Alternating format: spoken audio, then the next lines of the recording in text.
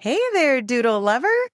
Are you ready to finally feel proud of your Doodle's behavior? Not just their adorable face? Then don't miss my free 10-day Doodle Parent Challenge starting September 5th. It's the training reset you've been craving. Live, science-backed, and built just for Doodle parents like you. Head to thedoodlepro.com/parent challenge to save your free spot now. That's thedoodlepro.com/parent challenge. I'll see you inside. You had talked in the beginning of your book about you seeing recall or a dog coming when they're called as a life-saving skill. I would love to hear more how you came to that conclusion. Experience, really. We can say, gosh, if your dog will come back to you, it can save them from many things. But the first time I recalled a dog to me where I thought their life could be in danger was my Aussie Gibson. And he was in the tall brush, and I was just sure there was a snake. I didn't know if the snake was poisonous or not, but I didn't care. I didn't want to wait to find out. Yeah. And my recall took him right out of that brush and right back to me. Doodle breed dogs are easy to love, but can be challenging to parent. I'm Doodle expert Corinne Gearhart, also known as the Doodle Pro, and I'm here to help Doodle parents have a more fulfilling and rewarding experience with their Doodles. No one has professionally worked with as many different Doodle breeds or has more experience with Doodles than I have, and I love to share my expertise in a fun, compassionate, and non-judgmental way. From my years of work and education in the pet care and dog training industry, I have an incredible network of skilled training, grooming, and veterinary professionals to share their knowledge with you and give you the Doodle-specific answers you're looking for. I hope you enjoyed today's episode as I help you parent your Doodle like a pro. I want to give a shout out to one of our listeners who took a minute to share a review on Apple Podcasts. This is what Seattle Dog Mom shared on her Apple Podcast review. The only dog training podcast that gets and loves Doodles. I binge dog training podcasts, and this is the only one that clearly knows her stuff, while also knowing Doodles. You can tell she handpicks the best in the field as guests to share their knowledge with Doodle families too.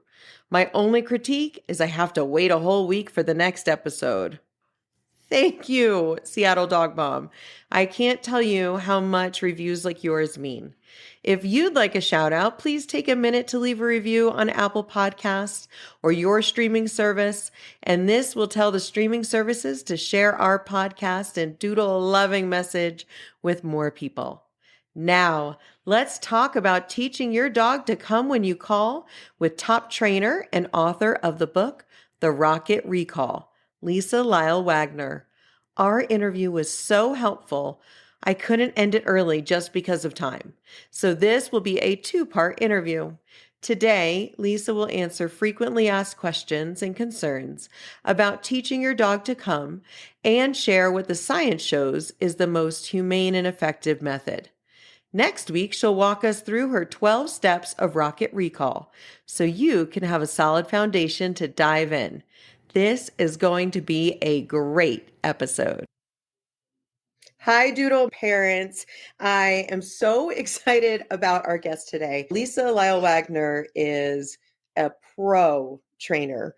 He is here to talk about this book, Rocket Recall, that she wrote, and I love it. So for those watching on video, I don't know if you could see all of my highlights. This is a passion of mine.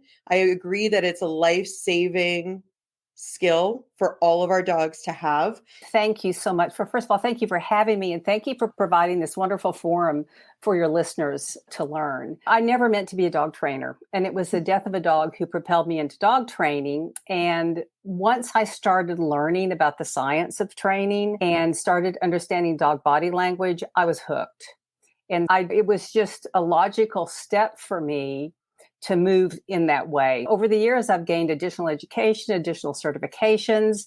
My husband and I, he's a professional trainer as well. We run Cold Nose College. We have a group of trainers who also provide services to our clients, and it's all virtual these days. Yeah. Our clients can be with us anywhere. I'm a certified separation anxiety trainer as well. I have that specialty. And we have just a big spot in our heart for anxious dogs with separation anxiety and all dogs who want to learn more, whose guardians want them to learn more about how to live peaceably in our weird human world. And I do think our world can be odd for dogs if we don't help them learn to live within it. And Lisa, I must say that you're being quite modest. If she says that she's done some additional training, if there's a certification, she's got it and is the faculty on it. So we are just honored to have you with us. And for you to want to care for separation anxiety pups and target them particularly is amazing, because a lot of trainers have to refer that out. It isn't everybody's wheelhouse. It's really a well-honed technique that requires a lot of patience and empathy. And I'm really grateful that you and your team really take that challenge on to create more comfortable lives. Thank you. for Thank those you. dogs. That condition in a dog really is a welfare issue of the dog and the family that lives with the dog. So, Yes. yeah. And we talked a little bit before we started, but Lisa's got a new puppy, which I've enjoyed watching online. I don't want to put you on the spot, but if you're able to show your right now, Oh, sure. Sure. I just love that. There So he for is. those listening, she's got her Aussie all Keaton. stretched out on his back, legs sprawled, and he's in his crate and he's completely relaxed and asleep, and the door is open. Yeah. And to me, that is an example of you using patience and a training plan to get your dog to want to do what you need to have a cohesive life together, and how happy your puppy is in that crate. And they don't start there. They do not start there. And we're not fully crate trained yet. He's comfortable with the door closed for a certain period of time. Yeah. But I'm not rushing it. There's no reason to rush it. I want him to develop a true love and enjoyment for that crate. And so, yes, he entered on his own, decided to lay down there. I could tell he was sleepy. So I didn't reinforce him. I didn't drop any food this time when he went in, because I didn't want to jazz him up with even some low value reinforcers. And he just tipped over and went to sleep. So it makes me very happy to know that he's comfortable in it. Yes. And that is creating such a wonderful foundation for where you want him to get to, which is what I saw throughout this book. For those who are dog science nerds or just like to understand the why, what I found really interesting and unusual about your book is you broke down the whys and the science first of why we're going to do the step-by-step approach to teach Rocket Recall before you jumped into the steps. I can imagine a lot of readers just want to skip ahead and get to the steps to fast forward, just toss them in the crate with a Kong and close the door. So can you tell me why you chose to structure it that way? Thank you so much for recognizing and for embracing that. I think it's really important for anyone who wants to train their dog to learn a bit about training and behavior concepts, because they are the why of why things work. And they're also key to you, the learner, in understanding why something doesn't work. And so they help you problem solve issues, training issues that occur, that are going to occur when you hit them. If you understand those whys, it's, oh, okay, now I understand. I went too fast. I added distractions too soon. No problem. I'll just back up to where my dog was last successful and start again. So yes, that's why I included them. And I did my best to include them in a way that they were easily understandable by any reader. Yes. Trainers and companion dog guardians alike. I think you did that successfully. I have studied Karen Pryor's clicker work. I am studying under Jean Donaldson's academy right now. And these could be heavy concepts. So if you are not a dog trainer, this is a nice walkthrough of the whys and the strategies and the science behind it without feeling too burdensome. Exactly. So kudos to that, because that's hard to do. I don't want to make eyes glaze over. It's easy when I'm learning something, trying to learn something new, and it gets a little bit too deep or too jargony, too fast. It's like, it's hard to learn. So Yes. yes, thank you. I'm glad you found it that way. My pleasure. Did I tell you guys I was really excited about this book? I really enjoy it. You had talked in the beginning of your book about you seeing recall or a dog coming when they're called as a life-saving skill. I would love to hear more how you came to that conclusion. Experience, really. We can say, gosh, if your dog will come back to you, it can save them from many things. But the first time I recalled a dog to me where I thought their life could be in danger was my Aussie Gibson. And he was in the tall brush, and I was just sure there was a snake. I didn't know if the snake was poisonous or not, but I didn't care. I Right. didn't want to wait to find out. Yeah. And my recall took him right out of that brush and right back to me. Hmm. So that was the first example. And then over the years on our property, away from deer or away from other animals, but just about 5 months ago, can't remember the exact situation. I think Brad had just come home and the gate to the house was open. We live out in the country, so the gate to the road was open. We live on a road, Hmm. it's not heavily trafficked. But I heard Brad say, "Lisa, the dogs are out."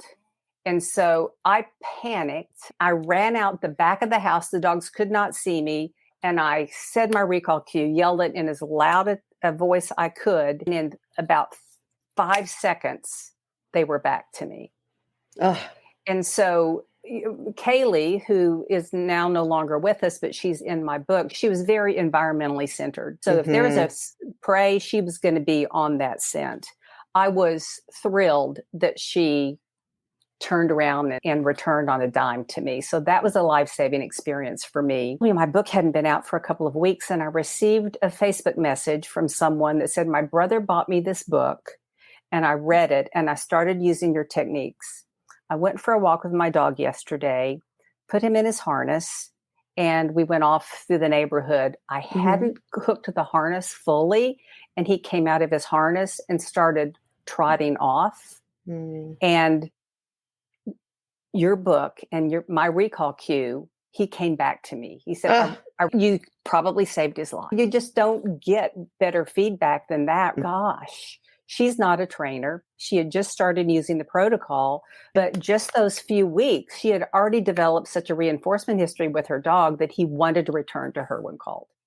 And what I love about your step-by-step strategy, the relationship with the dog guardian or the dog parent is stronger than before you started. So not only does it not damage it, but you're reinforcing your connection with your dog, which I really love. Yeah, I'm very happy that even with the grief I'm still feeling with the loss of Hmm. Kaylee, which is deep, Yes. and I won't talk much about it or I'll cry. I have a new puppy, and I'm thankful that I'm able to be present enough, even with the grief, to be able to witness how our bond is growing. Yeah. To see our relationship change over these 5 weeks we've been together. His bond with me has grown, and my bond with him has grown. And we both want to be together now. It's Oh, just so beautiful.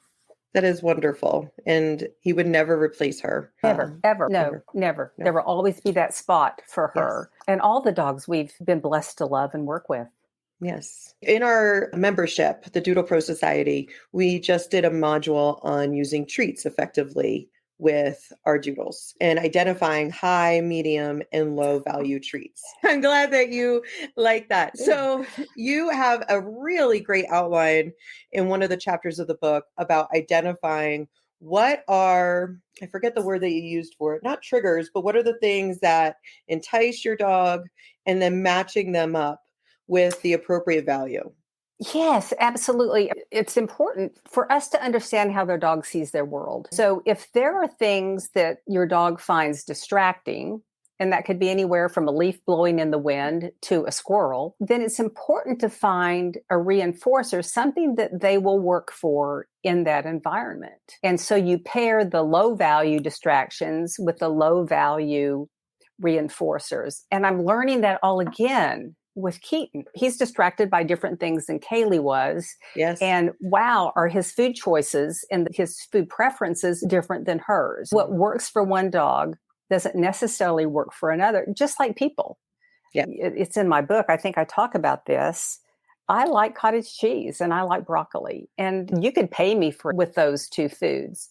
But Brad, my husband, cottage cheese, you could chase him out of the country with a spoonful of cottage cheese. Understanding what distracts your dog and what will work as a reinforcer in front of that distraction is really important. It helps you set your dog up for success, so training will help you reach your goals. Sit and stay right there. We'll be back right after this quick break. Hey, quick break, because I've got something just for you. If life with your doodle feels more chaotic than calm, you're not alone. But you don't have to do it alone either. I created the Doodle Parent Challenge to help you go from frustrated and confused to confident and connected in just 10 days. No force, no fear, just science-based tools that actually work for doodles. It's free. It starts September 5th, and I'll be there guiding you live. Head to thedoodlepro.com/parent challenge and grab your spot now. Let's make calm feel possible again.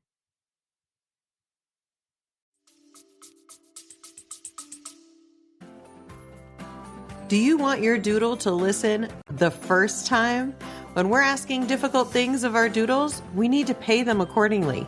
We've had hundreds of doodles taste test different treats, and we've got a great list of their favorites.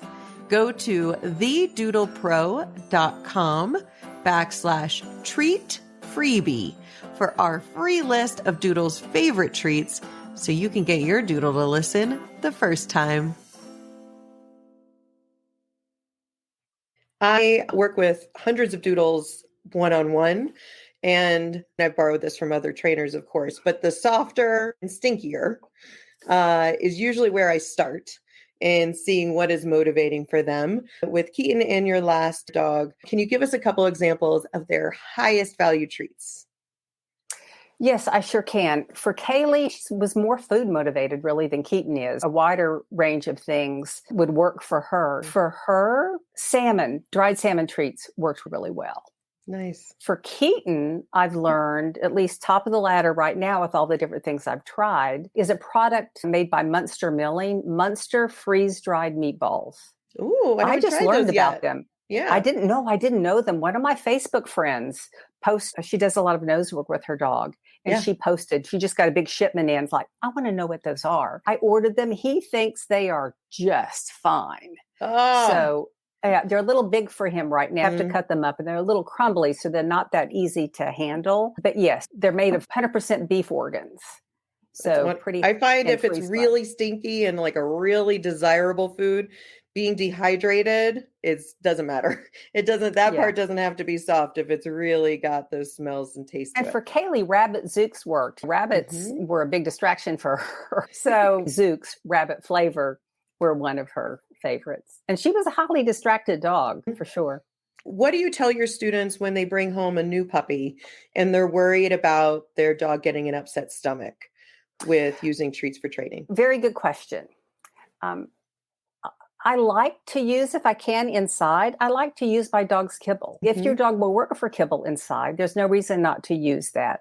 I have done that with Keaton, and he will work for kibble for inside work. Outside, I need something a little higher value.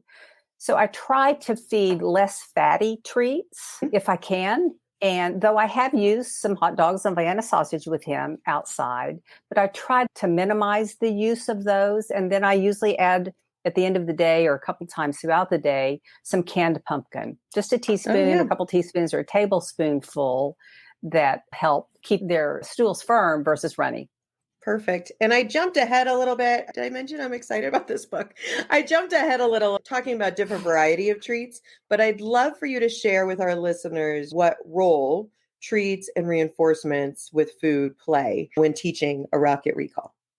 I love that you use the word reinforcement, because the food we use in training really is used as a reinforcer.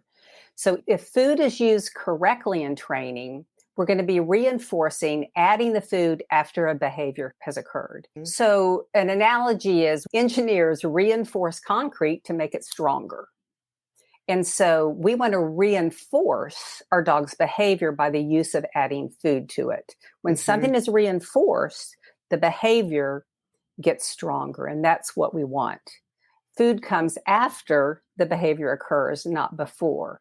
Now, with that said, there are certain things we ask our dogs to do, or we invite them to do, or help them learn to do by luring them. So we are using a food lure to move them in such a way to elicit a specific behavior. But then we fade that food and are only using the hand prompt, and then the food is delivered after the behavior occurs.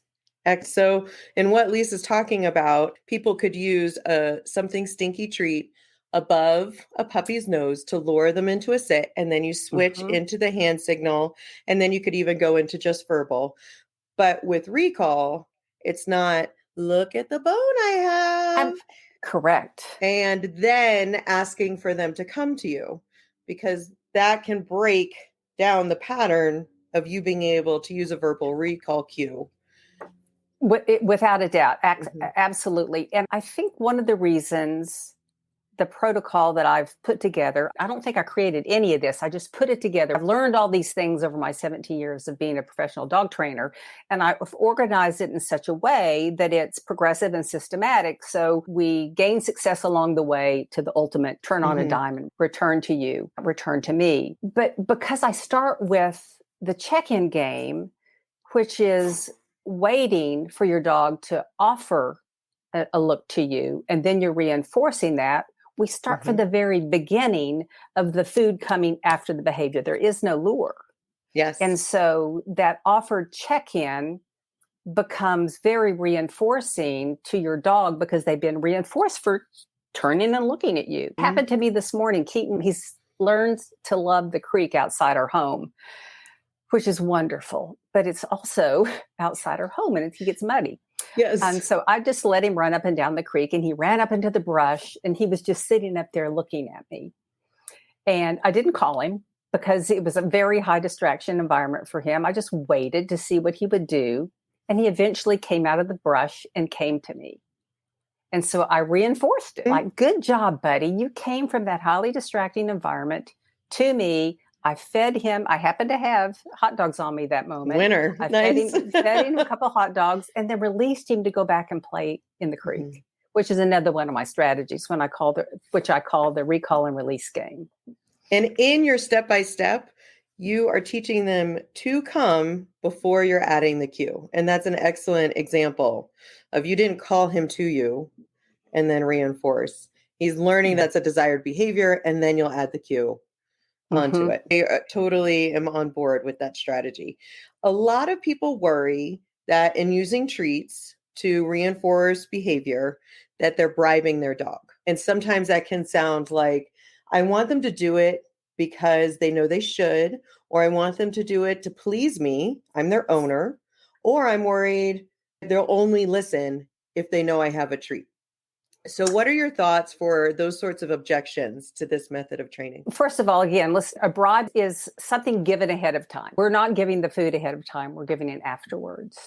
And dogs will do what works for them, just like people do. I can say all day, my dog ought to do this. Yeah, maybe my friend ought to do that too, but she didn't. I think that if people understand that food is a tool to help create a behavior that's stronger, and that over time, because of the relationship that's built and the bond that's built, you can start randomly reinforcing, maybe not with food, but with something else of value to the dog.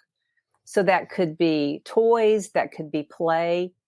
If you're using food to reinforce and you're also praising your dog at the same time, then that praise takes on value because it's been paired with food. And for low value behaviors, I might just use praise. Let me say this. I am always going to say thank you to my dog in some way for the things they do. Yes. Whether it's, hey, good boy, that's awesome, or a little pet under the chin if your dog likes hands-on praise. There's no reason not to always recognize the wonderful choices our dogs make throughout the day. And we're not robots that only dispense praise to our dogs and loving words and pets. when they've obeyed. So that would be really hard to not say, who's a good boy, Yeah. when they come up and give you a snuggle and they come by your side and holding back those pets. If you were to hold back all forms of praise and affection because that's their only reinforcement, that wouldn't, to me, wouldn't be a very rewarding relationship that I would want Exactly. with my It's dog. just not, it's a relationship that has no nurturing to it. And I think if we respond politely and thank each other, I've been married, Brad and I've been married almost 38 years now. So we've been hanging out together just a few years. Yes. And we love being together. And if he hands me a glass of water if I'm thirsty, I'm not going to ignore that. I'm going to say, thanks. Gosh, that was really nice of you. I really Yes. appreciate that. Yeah, don't ignore behaviors that you like. Reinforce behaviors that you like with people, please, and also with your dogs. A lot of people who agree that teaching a solid recall is a life-saving skill and that they agree that it's really important to them. A lot have been told that you must use a shock collar, also known as an e-collar, to guarantee that your dog is going to come back to you. And that's the only effective method to teach a rock solid recall. What are your thoughts on that opinion?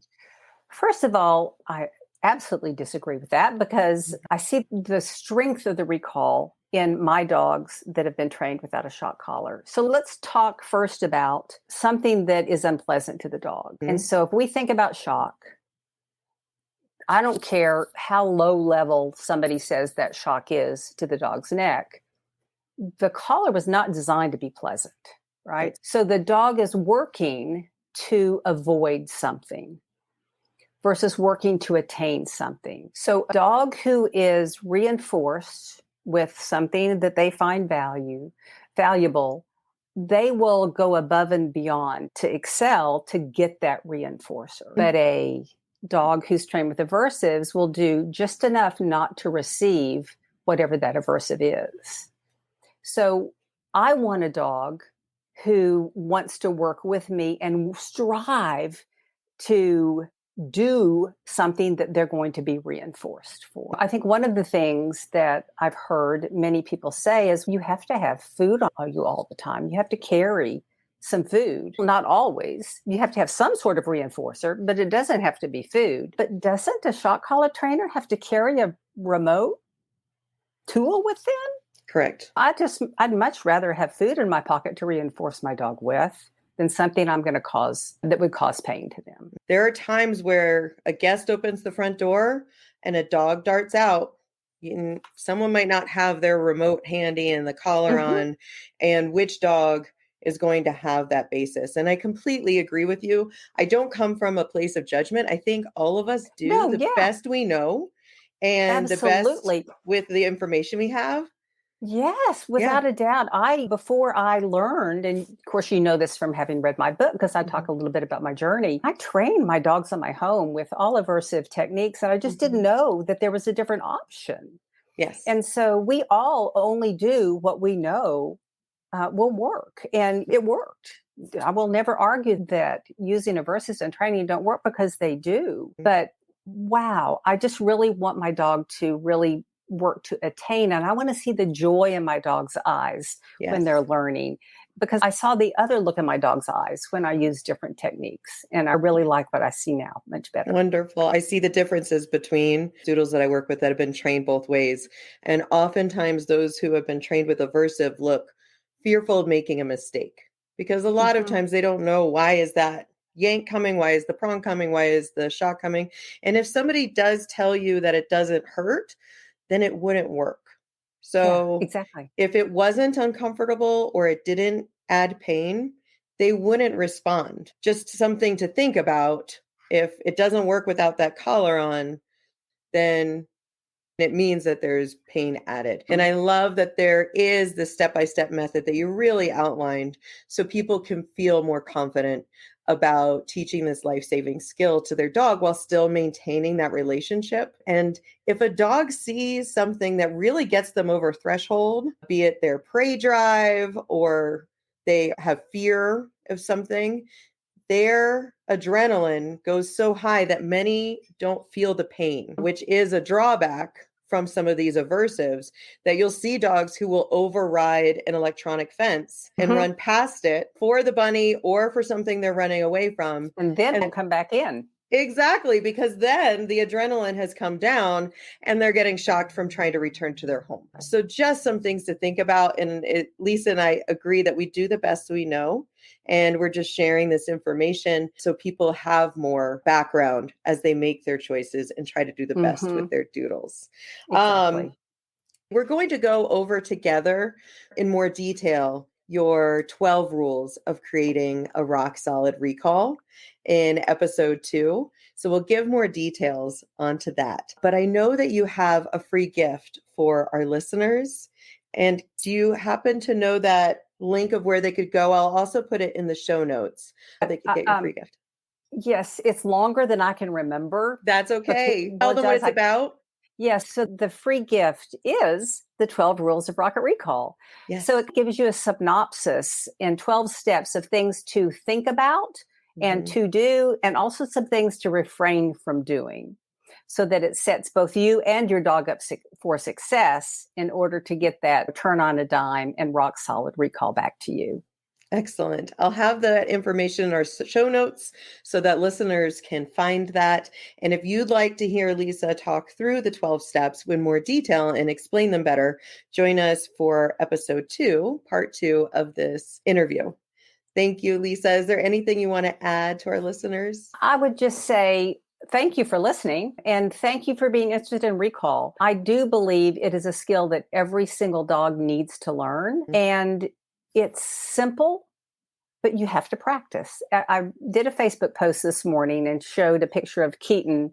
It wasn't a video, but a picture of him running to me. And he was blazing toward me. But I will tell you, his recall isn't always that fast. So we're working on that. I do want my dogs to have speed returning to me, but that can take some time. But guess what? It's practice that helps make that possible. I don't want it to be perfect because I don't think there is ever perfection in our world. But if you practice, it's going to be possible. So follow through in small little steps every day. Doesn't take a lot of time every day. Just initiate 5 different steps during your day. What's in my book, and you're going to make progress getting there. Remind us how old Keaton is now. Keaton is 14 weeks old today. Oh, that's wonderful to picture him blazing towards you. That's great. And you do talk about in your book, if you have an adult dog that you've worked on many of these steps of reinforcing their recall and you have that basis, that it can fade without practice. And I love that you identify regular part of your day moments that you can use to reinforce. It's those everyday moments in life where you can quickly get one reinforcer in for something that your dog does that you like that helps keep that behavior strong. If we don't practice, I give the example in my book. I used to be a great mandolin player. I haven't practiced a lot lately. I've lost that skill. Yeah. Practice makes possible. I love it. If you're interested in learning more about creating a rocket recall, I recommend that you grab her wonderful book. I know it's on Amazon and all major booksellers. And congratulations, because I saw it was like top 10 chart on animal training books on Amazon.